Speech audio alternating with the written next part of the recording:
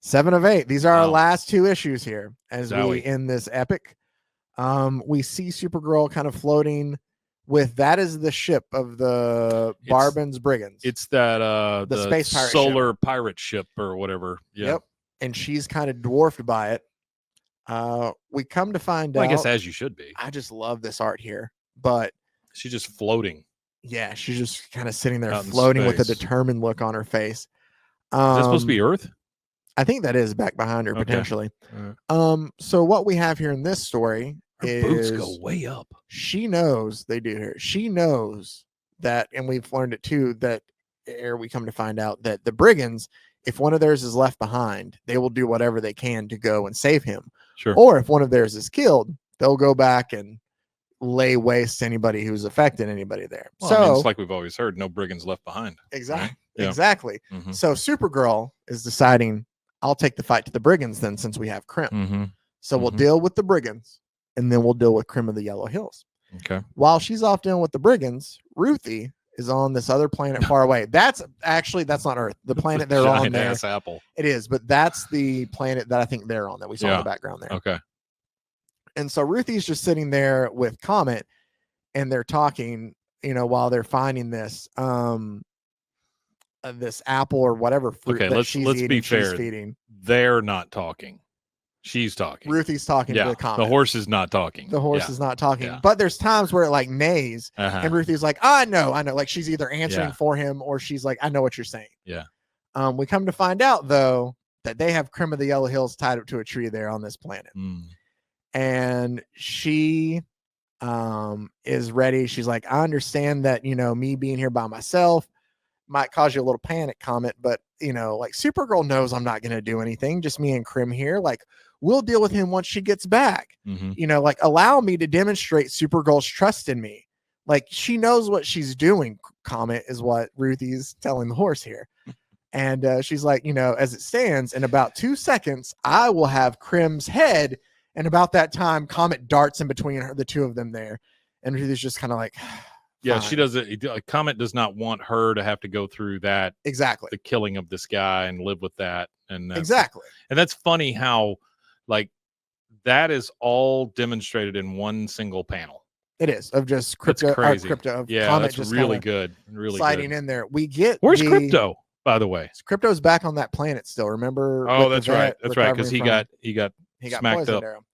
So we also get these great like images of her just in this big bang out just battle with the Brigands. That's a lot of battle. It is. Just the shots that she's being hit with. There's a part where she goes back to like Earth to like a yellow. She has to find a yellow sun to like regenerate. But like it's a knockdown, drag out fight between her and this whole group of space pirates. So we're cutting back between her fighting the Brigands and Ruthie and Crim here on this planet. And she decides like, I'm going to do something that, I'll let you talk a little bit, which is probably a bad idea. You should just leave him, with the gag in his mouth. And she's just like, Crim is just like, is that you, Rock Girl? Huh? Are you from that rock farm? Like, he's just like, he knows who it is. Yeah. Yeah. And she's like, no, it's Othin, our leader of the Brigands, here to rescue you from your current misery. Like, she's just kind of teasing with him. Yeah. Yeah. And Crim's just like, you're not funny. Like, this is just kind of pathetic. Your attempt at humor. And so Ruthie's just like, okay, steady your arrogance, Kingsguard. Like, she's ready to just kind of have a piece at him. Like, and Comet is still kind of just neighing, like getting her to stop, where Ruthie's like, oh, swallow your oats. I'm not going to do anything. Like, she just keeps like having to tell him like, I'm not doing anything. Yeah. But obviously talking to Crim might not be the best idea for Ruthie.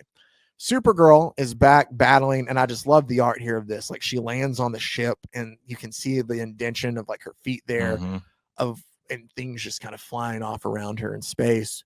I just like the action poses, I love this like you can tell what action is happening even though they're still. Yeah, does that make sense? Yes.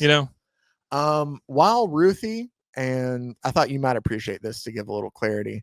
I don't know if we ever talked about this, and it might be a moot point and just confusing, so I'm not going to bring it up now. I'll bring it up at the end of the story. I realize after I. Well, then we never talked about it. No, we will at the end of the story. But there's a line in the very first book, or the very first issue that I skipped over because I wanted us to get to most of the story before doing it.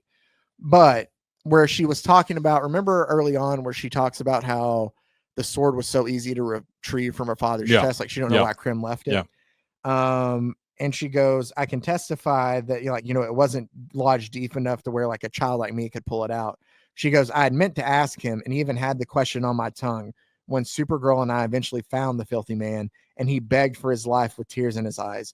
But Supergirl delivered the fatal blow and Krim fell dead to the ground before I could get it out. That's from the very first issue. So I didn't tell it to try to let it build some. But we kind of know where we're headed with this. But what happens is back while she's dealing with the brigands. That's a big commitment to making the first issue. It is. Yeah. Back on the planet, as Ruthie's like talking about her dad to Krim, he's like, your father wasn't anything special, Like I was just walking through the plains looking for, with plans for the King's Council for years. Like it was something I did. It's fine money and the work was okay, but being amongst the people, like, get them to earn their trust. You hear things, you hear whispers, you find the local and you punish the wicked. Like that's what I was supposed to do. And he's like, I had a standard way of like doing all this. Like I'd tell a joke and I'd see how people, he goes, the joke about the king's sister and not the Reverend Mother, or what was it? Oh, that rumors that the first prince was sired by the king's sister, not the Reverend Mother. Like I would make a joke about that, see how people kind of reacted.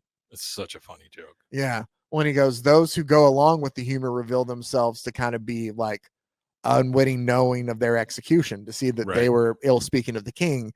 And he goes, your father actually didn't laugh though, much to his credit. Instead, he objected forcefully. Like he yelled at me for my rudeness on his land. He told me that I shouldn't talk about the king like that.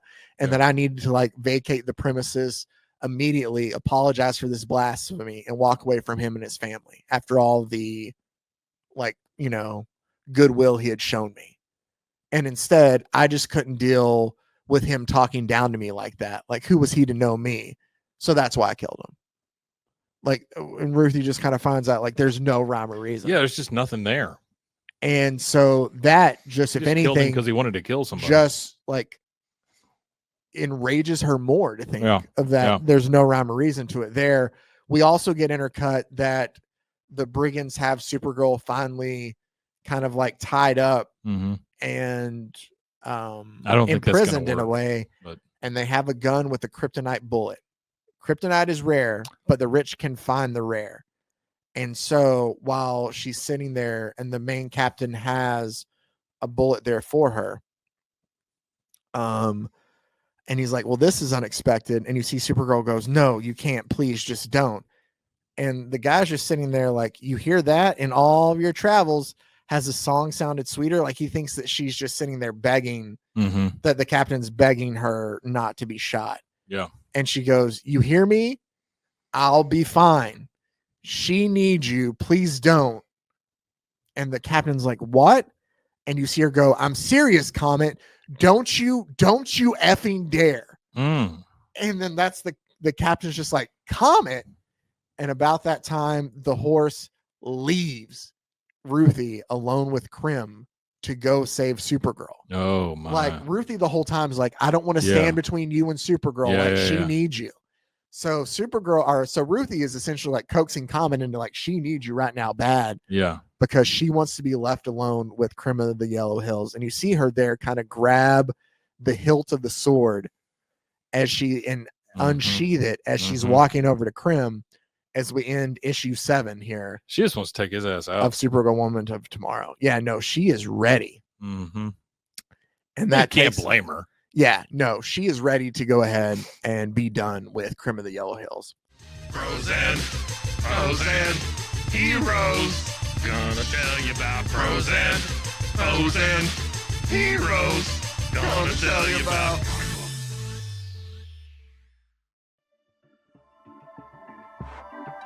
This has been a Rogue Media Network production.